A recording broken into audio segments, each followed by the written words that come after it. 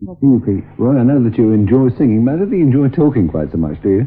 Well, at times. You do? I don't know about this early in the morning. No, but when you do talk, what are the sort of things that interest you, Roy?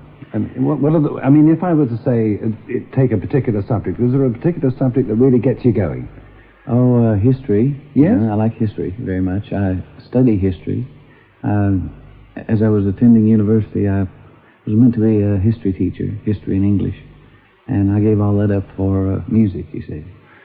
Is there a particular period of history that... I started off with World War II because I was like 6 years old, and that was the topic of discussion. You either sang and played the guitar and made merry, or you talked about what was going on in the war. And then as I grew older, to find out what happened there, it took me back to the Second World War, and then back to 1870, and now I'm back before Roman times, you know, the Carthaginians and all that. So not just the conflict aspect, but the social history and everything. It's lovely. While you're over here, do you get any chance do you like to look at old buildings and ruins and that sort of thing? Oh, yes. Mm-hmm. What sort of places have you seen? Well, I visit the War Museum when I get a chance, and then I'm astounded that buildings are still standing that were like, they're 1,000 years old and things like that. That's unbelievable. That's a very ancient history. What about the sort of the Mexican-Indian history, which is also fascinating? That's very fascinating. Have you ever been there? I used to study Texas history, having been born there, and our glorious wars and things, the Alamo and all that, you know, and have been to Mexico, not deep in the interior, but I was raised close to Mexico in Texas. So you know all about that then? Oh, yes.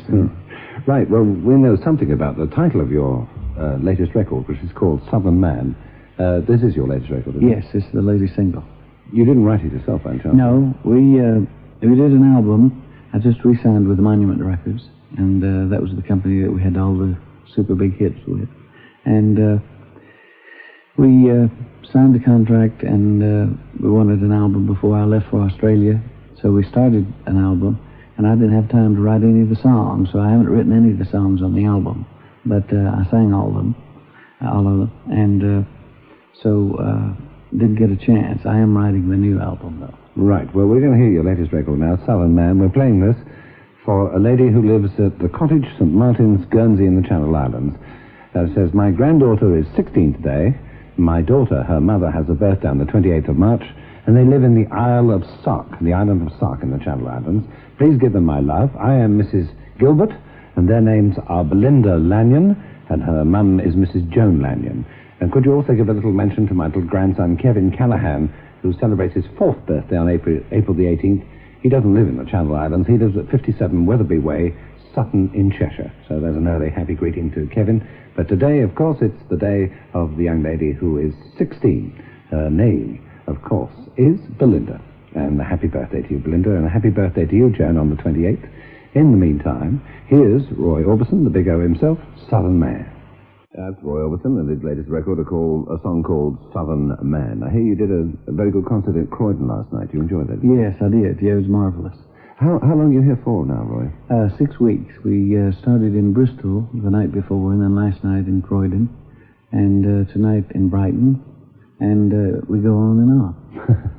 You don't get much chance to have any relaxation. How do you? Are you the type of person that can relax easily? Can you take a cat nap easily, sort of, to overcome the rigors of touring? I'm learning how now, for the first time. Yes, sleep a bit here and there. But, no, we don't get to relax much. Not much radio listening or television watching or anything, just... Work. Just work. When you do have your spare time, what do you do with it? I know that you're a motorcycle nut, or you certainly were. Are you still a motorcycle Yes, nut? I am. Mm-hmm. I have a brand new motorcycle that I'm anxious to ride. Doesn't have any oil in it. It's sitting in my in the foyer of the house, in the grand entrance.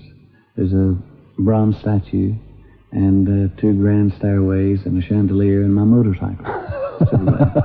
But I will ride it when the weather gets nice. Yeah, right. And then I love swimming. I love to swim as I wake up in the morning and then just before I go to bed at night. You have a pool in your house, do you? Yes. Mm-hmm. Whereabouts in the States do you live? Just outside Nashville, about 20 miles on Lake Hickory. Everything around there is Old Hickory. Andrew Jackson was called Old Hickory, and he was our president from Tennessee. So you have Old Hickory sausage and Old Hickory bacon, Old Hickory everything. Do you miss it when you're away? Try not to. I don't think about it much at all the first 2 or 3 weeks, and then eventually it creeps in and I get a bit homesick. What sort of things do you miss apart from the early morning swim and that sort of thing? Oh, the Old Hickory. Yeah. It's very quiet where I am when the tour buses don't come by. During the winter, they don't come by that often. And the house is built away from the road, so when the 2,000 or so people a day come by to look at the house, then I'm in the front yard looking toward the lake, swimming, so they don't see me. They have tour buses going around all the famous people's homes? Yes. Mm-hmm.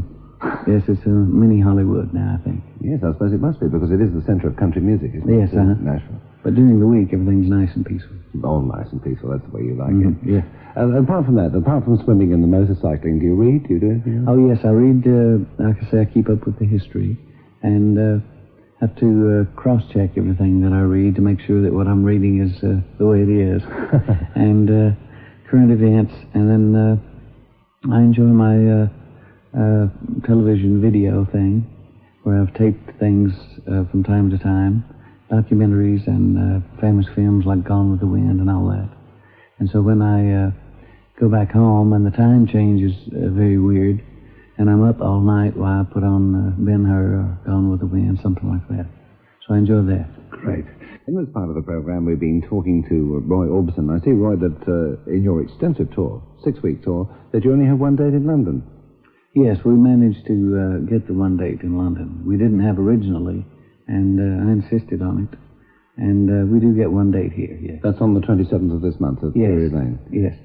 And what about television? Will you be doing any TV while you're here? I did the Saturday Night at the Mill this past Saturday. Oh, that's, of course, yes, that's right. And we're doing a couple of other things. I don't know exactly what they are, but we're doing some, yes. Good. Well, we hope you have a good stay here. Thank you. Roy Orbison, thank you very much indeed for dropping into Open House again. Thank you, Pete. As we say goodbye to Roy, we call our senior citizens celebrating their wedding anniversaries today.